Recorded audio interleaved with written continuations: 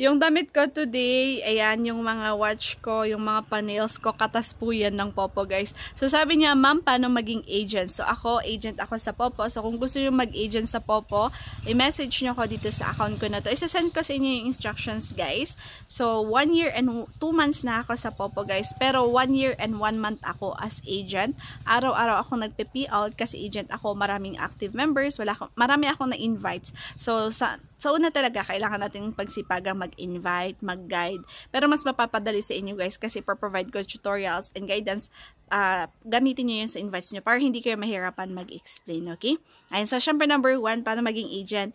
Dapat meron kang Popo account. Number 2, dapat wala kang agency na sinalihan.